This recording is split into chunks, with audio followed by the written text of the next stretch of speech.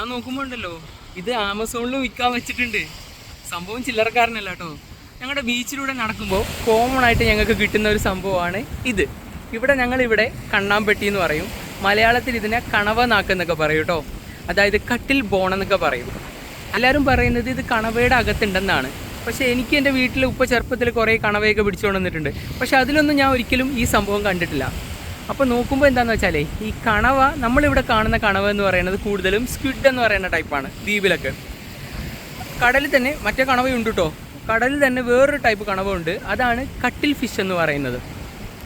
ആ കണവയുടെ, അതായത് ആ കട്ടിൽ ഫിഷിൻ്റെ ബോഡിയുടെ അകത്ത് കാണുന്ന ഷെല്ലാണ് ഈ കട്ടിൽ ബോൺ എന്ന് പറയുന്നത്. ഇവിടെ കാണുന്ന കണവ സ്ക്വിഡും കട്ടിൽ ഫിഷും തമ്മിലുള്ള വ്യത്യാസം എന്താണെന്ന് വെച്ചാൽ, കട്ടിൽ ഫിഷ് കുറച്ചുകൂടി പരന്നിട്ടായിരിക്കും, നമ്മുടെ ഇവിടെ ഉള്ളത് കുറച്ചുകൂടി നീണ്ടിട്ടായിരിക്കും.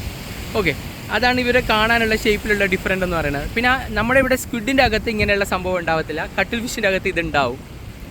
ആക്ച്വലി ഇത് ബോണല്ല, അവരുടെ ഇൻറ്റേർണൽ ബോഡിയുടെ അകത്ത് കാണുന്ന ഷെല്ലാണ്. അവർക്ക് ഇതില്ലാന്ന്, അവർക്ക് ബോണില്ല എന്ന് പറയാൻ കാരണം എന്താണെന്നറിയോ? അവർ ഈ മൊളുസ്ക എന്ന് പറയുന്ന ഫൈലത്തിലുള്ളതാണ്. ഈ മൊളുസ്ക എന്ന് പറയുമ്പോൾ നമ്മുടെ നീരാളി, നമ്മുടെ ശംഖ്, ഞങ്ങളുടെ ദ്വീപിലെ അമണി എന്ന് പറയുന്ന സംഭവം, അങ്ങനെ അതൊക്കെ എന്ന് പറയുന്ന സോഫ്റ്റ് ബോഡി ഓർഗാനിസമാണ്. അവർക്ക് ബോൺസ് ഒന്നും ഉണ്ടാവത്തില്ല കേട്ടോ. അവർ ഇൻവേർട്ടിബ്രേറ്റ്സ് ആണ്. അപ്പോൾ അവരെ അതിൽ ഈ കട്ടിൽ ഫിഷ് എന്ന് പറയുന്ന ഫിഷിൻ്റെ അകത്ത് കാണുന്ന ഷെല്ലാണ് ഈ സംഭവം, കട്ടിൽ ബോൺ എന്ന് പറയുന്നത് കേട്ടോ. കട്ടിൽ ഫിഷിന് ഇതെന്തിനാണെന്ന് വെച്ചാലേ, ഒന്ന് അവരുടെ ബോഡിക്ക് ഒരു പെർട്ടിക്കുലർ ഷേപ്പ് കൊടുക്കുന്നുണ്ട്. പിന്നെ നിങ്ങളിത് നോക്കുകയാണെങ്കിൽ ഇത് ഭയങ്കര വെയ്റ്റ്ലെസ് ആണ്. ഇത് ഉണ്ടാക്കിയിരിക്കുന്നത് കാൽസ്യം കാർബണേറ്റ് കൊണ്ടാണ് കേട്ടോ. അതായത് ഇതിൻ്റെ അകത്ത് നോക്കുകയാണെങ്കിൽ, ഇത് പൊട്ടിച്ച് നോക്കുകയാണെങ്കിൽ ഇതിൻ്റെ അകം ഫുള്ള് എയർ ഫില്ലഡ് ആയിട്ടുള്ള സാക്സ് ആണ്. അതായത് ഭയങ്കര വെയ്റ്റ്ലെസ് ആണ്, കുറേ സ്പേസ് ആണ് ഇതിൻ്റെ അകത്തുള്ളത്. ഈ കട്ടിൽ ഫിഷിൻ്റെ ബയൻസി ഇല്ലേ, വാട്ടറിൽ ഏത് ലെവലിൽ നിൽക്കണമെന്ന് കൺട്രോൾ ചെയ്യുന്നത് ഇതാണ്. ഇതിൻ്റെ അകത്തോട്ട് ഒരുപാട് വെള്ളം കയറുമ്പോൾ ഇതിൻ്റെ വെയിറ്റ് കൂടിയിട്ട് കട്ടിൽ ഫിഷ് താഴോട്ട് പോകും. അതുപോലെ ഇതിന്ന് വാട്ടർ റിലീസ് ചെയ്ത്, അല്ലെങ്കിൽ അത് കൺട്രോൾ ചെയ്യുമ്പോൾ, എയറും വാട്ടറൊക്കെ കൺട്രോൾ ചെയ്യുമ്പോൾ അത് മുകളിലോട്ട് വരാൻ പറ്റും. അതായത് ഇത് ഉപയോഗിച്ചിട്ട് കട്ടിൽ ഫിഷിന് സീയുടെ ഏത് ലെവലിലോട്ടാണ് പോകേണ്ടതെന്നൊക്കെ മാനേജ് ചെയ്യാൻ പറ്റും. അതാണ് ഇതിൻ്റെ ഒരു ഉപയോഗം എന്ന് പറയുന്നത്. കട്ടിൽ ഫിഷിൻ്റെ മെയിൻ ഉപയോഗം എന്ന് പറയുന്നത് അതിൻ്റെ ബയൻസി കൺട്രോൾ ചെയ്യാൻ ഹെൽപ്പ് ചെയ്യുന്നുണ്ട് കേട്ടോ.